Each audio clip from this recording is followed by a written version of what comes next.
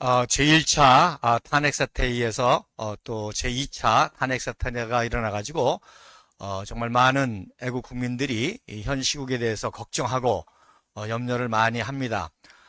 저도 성격상 굉장히 낙천적인 성격인데 이번에 또 제2차 탄핵을 맞이하면서 굉장히 우리가 신중하고 또 심각하게 사태를 지켜보고 추이를 보면서 또 대처를 해 나가야 된다. 그런 입장입니다.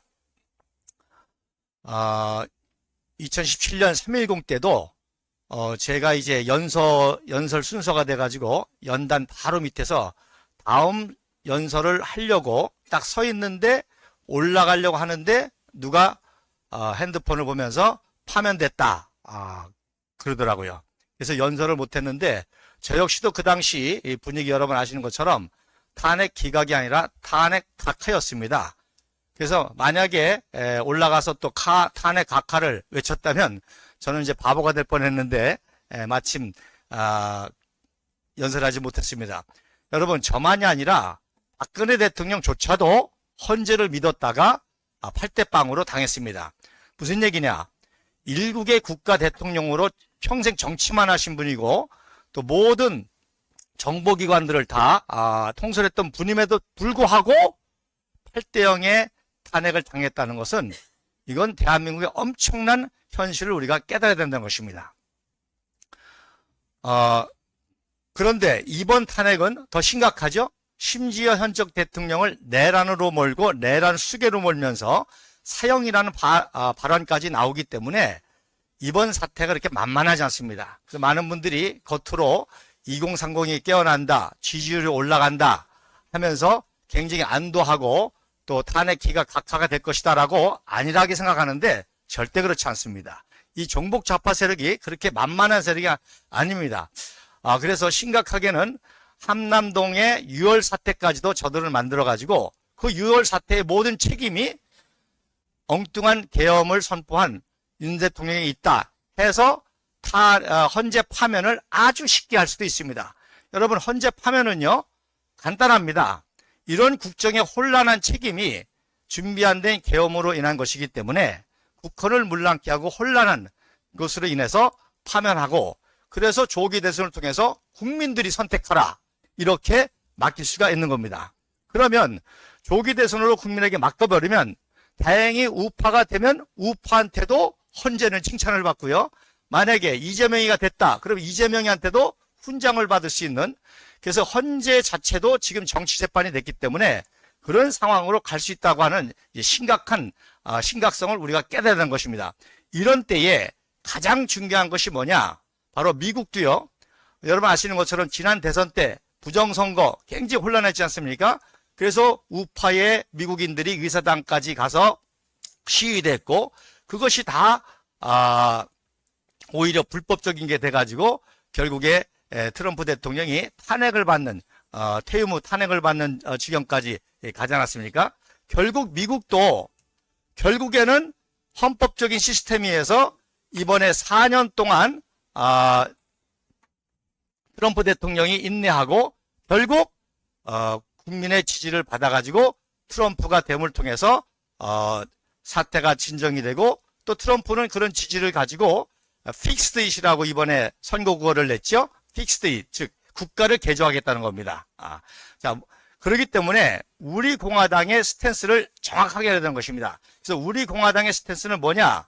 지금 이렇게 탄핵을 반대하고 또 이런 종북 좌파의 실생을 보면서 많은 국민들이 결집되는 이 집회들이 이제 계속 일어날 것입니다. 광화문뿐만 아니라 우리가 지난 목격한 것처럼 세이브 코리아의 여의도 집회도 있고 그래서 이런 집회들이 전적으로 막 생김을 통해서 그것을 정치 세력화해 가지고 보수 대통합의 후보를 세우는 게 가장 중요한 겁니다. 우리가 지난 2017년에 3.1절 때 그렇게 실제 30만 촛불 10만에 3배가 되는 30만 그리고 300만 원 모았지만 그것이 보수 대통합의 후보로 정치 세력하지 못하니까 홍준표가 다 물머나 먹었잖아요. 심지어 저쪽에서는 홍준표까지도 후보로 세워가지고 이기려고 대법원에서 무죄 판결을 내려가지고 후보를 세워가지고 정권을 타치했단 말입니다. 그러니까 무슨 얘기냐? 정치는 대권 지도자를 세우는 게 가장 중요한 것입니다. 그렇기 때문에 우리가 이번에 그 11일, 18일 집회하는 것도 이제 그러한 국민적 지지율, 역량들을 모아서 보수 대통합의 후보를 세워야만 이재명을 이길 수 있고, 그리고 일단 이재명을 이기고 난 다음에 그 다음 단계에서 2030년이 되겠죠? 아마 2030년이 되면은 우리 조원진 대표님이 70세가 될 텐데, 우리 국부 이승만 박사도 입국해가지고 대한민국 건국한 나이가 70세였습니다. 그래서 우리는 이렇게 장기적인 플랜을 가지고 또 굉장히 현실적인 플랜을 가지고 지금 단계에서 가장 중요한 거는 탄핵 인용과 기각도 아니고 바로 어떤 상태가 있든지 보수 대통합 후보를 세워서 이 태극기 국민들 이 지지를 받는 보수 대통합의 후보를 세워서 이재명 정권을 막고 그 다음에 그 세력을 계속 이어가서 4년제 중임제나 5년제 중임 개헌까지 가서 완벽하게 국가를 개조할 수 있는 정치인과 정치 세력으로서 나가야 된다는 것입니다. 그런 의미에서 이번 18일 집회가 우리 공화당 집회도 중요하고, 이런 집회들이 계속 확장돼 가지고 3.1절 때 100만, 1000만 이런 세력을 결집해서 그 세력이 그야말로 8년 전에 3.1절로 끝나는 실패가 아니라 이번에는 보수 대통합의 후보를 세우는, 그리고 우리는 완전히 이번에 다 내려놨지 않습니까? 조원진 대표님도 그렇고 우리 공화당도 그렇고 다 내려놓고 보수 대통합 후보를 세우는데 전념하겠다.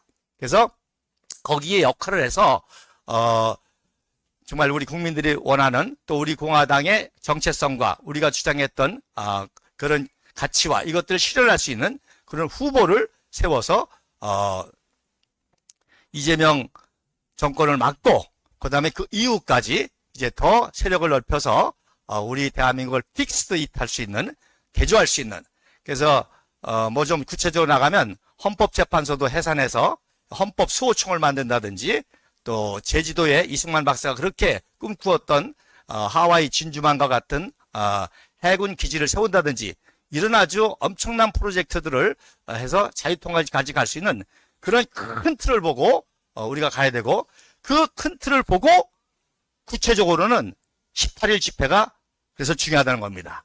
이런 전체 태극우파 세력들을 결집해 나가는 하나의 과정으로서, 그리고 그런 결집한 세력들을 정치사력화해서 보수대통합 후보로 나갈 수 있는, 밀 수 있는 그런 역할을 하는데 우리 조원진 대표님과 우리 공화당이 역할을 할 수 있도록 그렇게 미뤄져 나가는 것이 중요하다. 그래서 말씀을 드렸습니다. 이 큰 틀과 작은 틀을 같이 갈 수 있는 우리 공화당 당원 동지들에서 굉장히 신중하게 움직이시고 경거망동하게 움직이지 마시고 겉으로 보는 것 가지고 이렇게 흔들리지 마시고, 또 다시 말씀드리면 6월 사태를 걱정하지 않을 수 없습니다. 우리가 당했잖아요. 3.10 때 5명의 그렇게 무고한 우리 동지들이 당했지만 지금까지도 하나의 보상을 못 받는 현실을 봤지 않습니까? 그래서 한남동이 위험하다는 거예요. 그래서 우리가 할 수 있는 것만 하고 그래서 말씀대로 큰 틀을 보고 우리 공화당이 나가야 된다는 사실입니다. 감사합니다.